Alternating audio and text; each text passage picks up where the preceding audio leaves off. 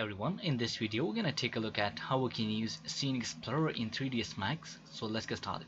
Now we can enable Scene Explorer by clicking on this icon here in the main toolbar, toggle Scene Explorer, or we can go to the Tools menu and select Scene Explorer.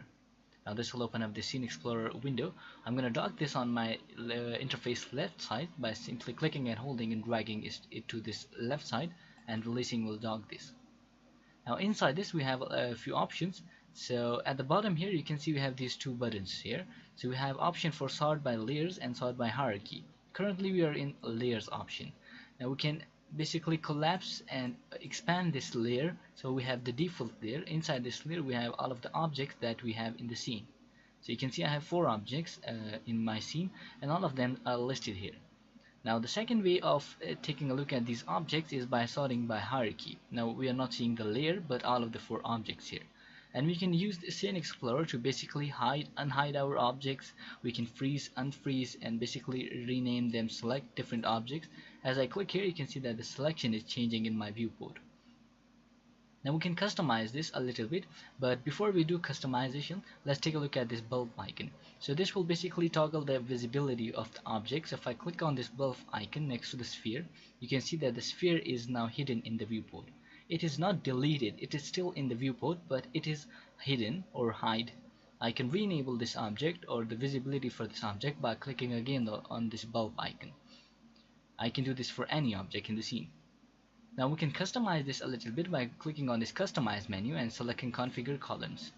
Now we have this window here and we have all different sort of options here, and we can basically add this option here. So basically just kind of scroll through and look for the options that you'd like to add to your Scene Explorer, so basically just look for the object that you would like and then simply click and drag here and the object will be added here. And you can see here you can basically add all different sort of options here, and you can just kind of expand this option a little bit or this viewport, and we have these 2 different types here, and you can resize them and reorder them by simply dragging, so something like this. And you can remove them by dragging back to this option here, configure columns. And we have lots of options. Now you can just look on the internet for what these options do, so like edges only and that sort of stuff, for freezing and all that sort of stuff. Frozen, and you can just kind of drag this here, and you can see we have this kind of a snow icon next to these. Now this will basically make object unselectable. So if you have some kind of a background in your scene, you can freeze that object, for example the box. Now this box is visible in the viewport, so if I left click on this object, you can see that I'm unable to select this object. So this is very useful for reference images, and you can add all that sort of stuff here.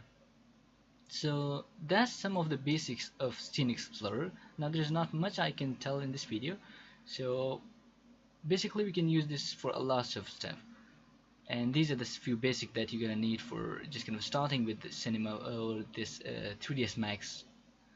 So that's it for this tutorial. I hope you enjoyed this tutorial, and if you did, don't forget to hit that like button, and if you have any questions, let me know in the comments, and subscribe for more great videos, and I will see you in the next one.